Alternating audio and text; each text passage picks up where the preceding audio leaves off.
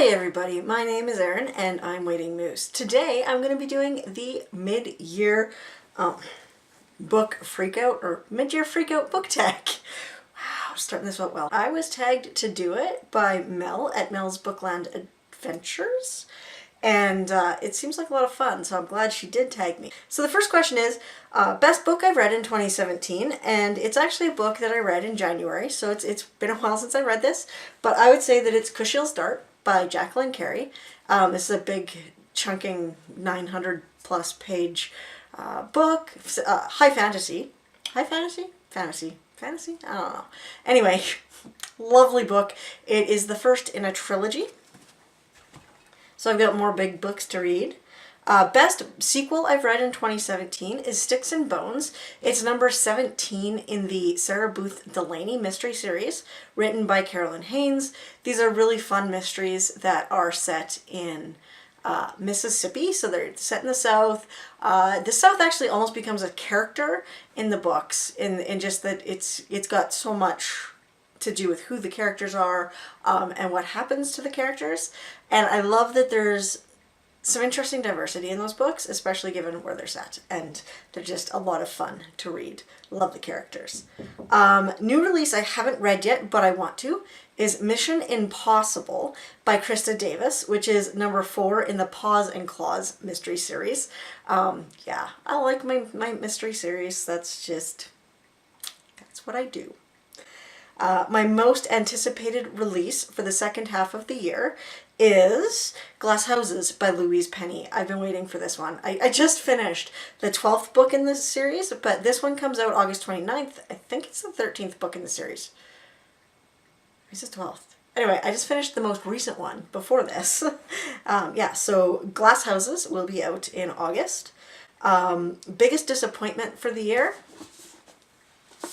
The Woman in Cabin 10 by Ruth Ware. And I should have known, having watched enough YouTube videos about that book, that it was going to be a disappointment. A lot of people have had not so good reviews of that book, and I still said, nope, I'm going to read it because, hey, I love a good thriller. And to be honest, it won my, try a chapter book tag. That's the one I picked. Disappointing. Biggest surprise of the year for me is The Invisible Library, which is the first book in the Invisible Library series by Genevieve Cogman. It's a fantasy set around a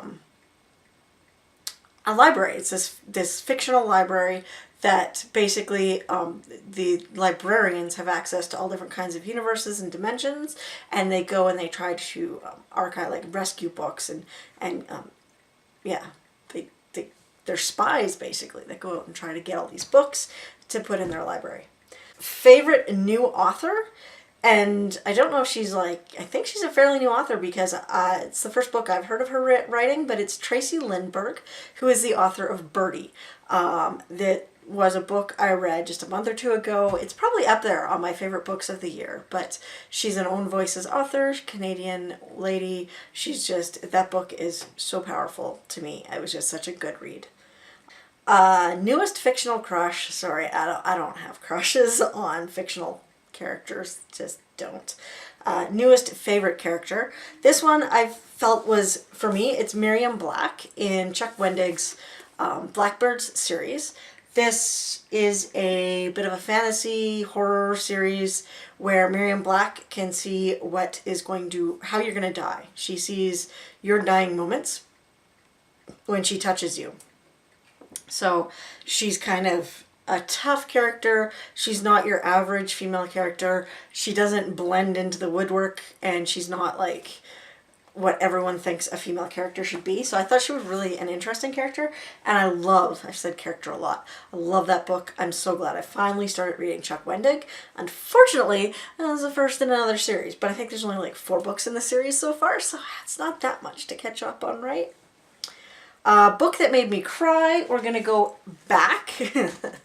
We'll go back to Kushiel's Dart for this. This absolutely made me cry. It was a George R.R. Martin where someone is killed in the book, and you just don't expect that to happen when it does. A book that made me happy would be Deadly Appearances by Gail Bowen. I finally got around to this series as well, and it is a series set in Saskatchewan, which is where I grew up. So it's really cool that I've got this series of books that I'm just starting, and it's the closest I've got to something set where I'm from. So yay! There's not a lot of books set there, which is sad, disappointing, but you know, there's probably a reason for that. The most beautiful book I've bought this year is Life After Life by Kate Atkinson. You probably can't tell by looking at it on there, but it's a pearlized cover, and I actually saw this book at Chapters or Indigo, and it's $22 Canadian. And I didn't buy it because 22 bucks seemed like a lot when I'd been buying a lot of books already. So I didn't buy it.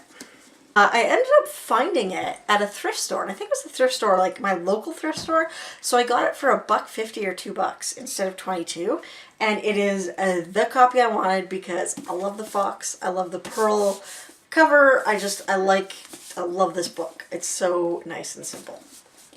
That is my most beautiful book. And then books I need to read by the end of the year. I don't have a lot of books I need to read by the end of the year. But I do have some goals. Yes, I do. And one of them is I've been wanting to read John Scalzi and his books forever. I don't remember when I added them the first time.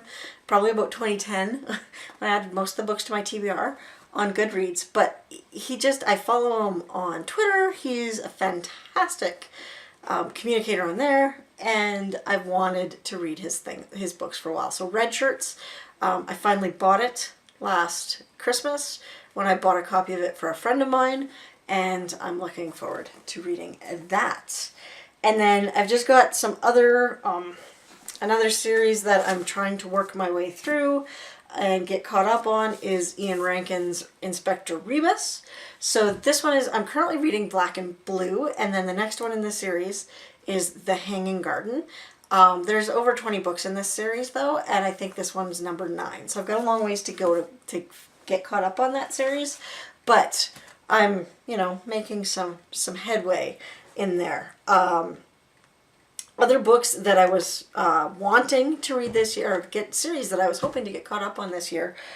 Actually, I think I'm doing a pretty good job of getting caught up on all the main ones that I only had 1 or 2 books left in. So there's Juliet Blackwell has 2 series that I am reading, and they're both paranormal, cozy mysteries.